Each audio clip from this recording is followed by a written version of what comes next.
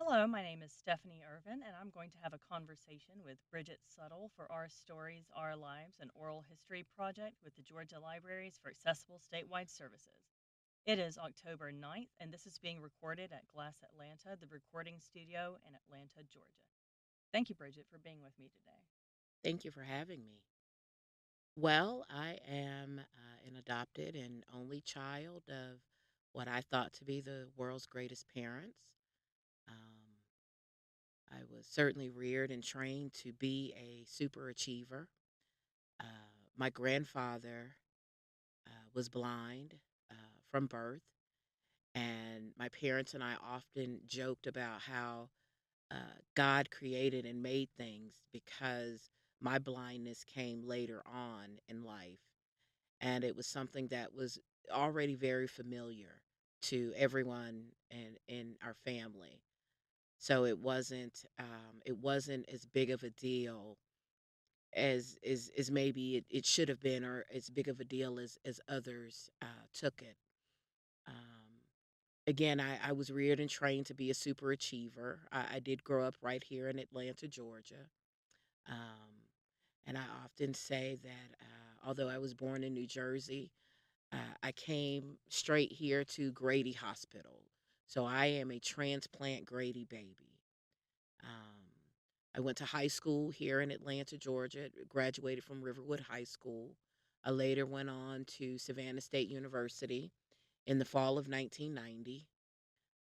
By the mid 90s, I had graduated college. I had a baby and considered myself to be a young, up and coming corporate professional. I did eventually settle with a wireless provider as a master corporate trainer.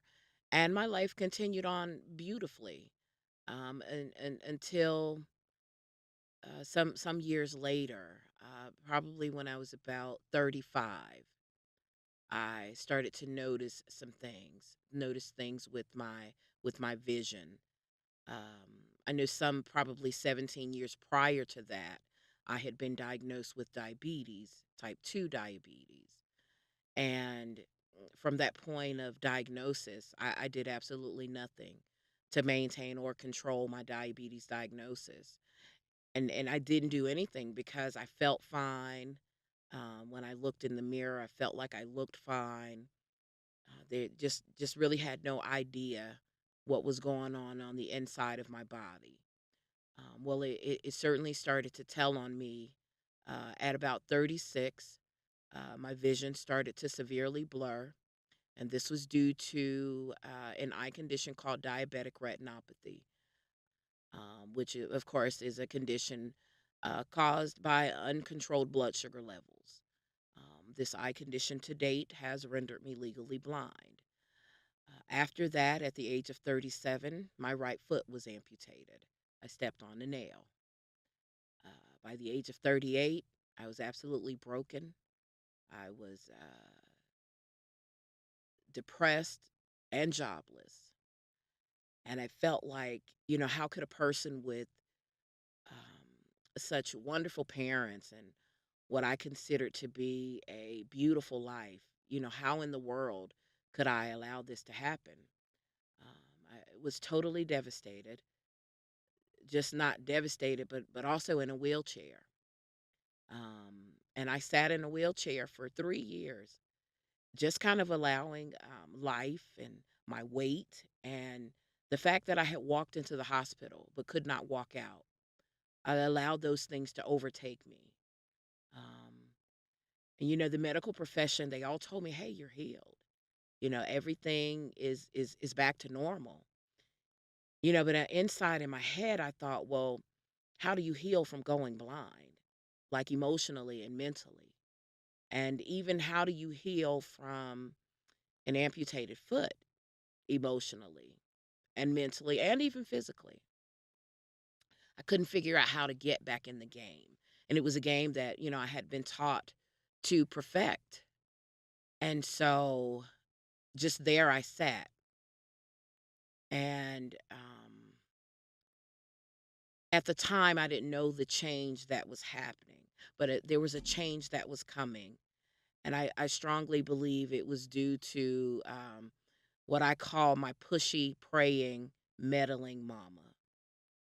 She refused to allow me to accept defeat for myself. So what she did is she got me involved with resources first through the Center for the Visually Impaired, that's also known as CVI, which is a it was a training and rehabilitation center for the blind. And there I learned to cope, and I even learned to live with my visual impairment.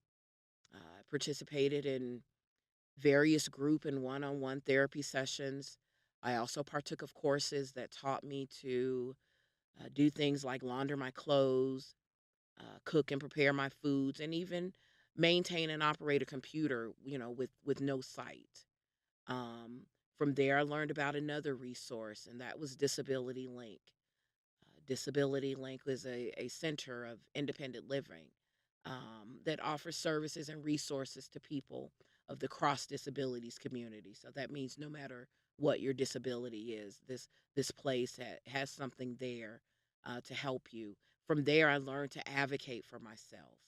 I learned to read a situation according to the different sounds and the maybe even the cadence of a person's voice, and that is just something that I did not have before losing my sight.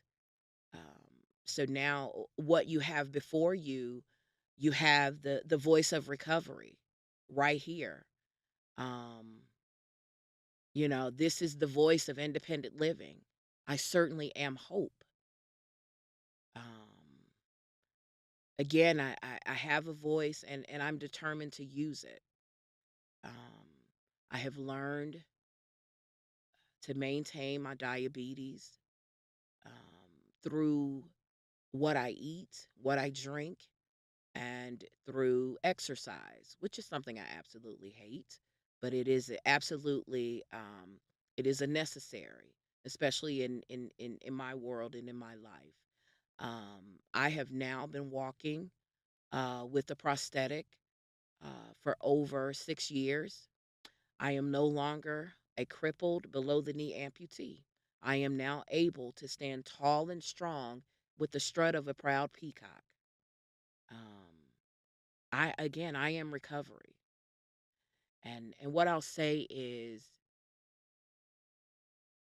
my sight is extremely bad, yet my vision is crystal clear at this point in my life. Thank you so much for taking time to talk with me today, Bridget. You're welcome.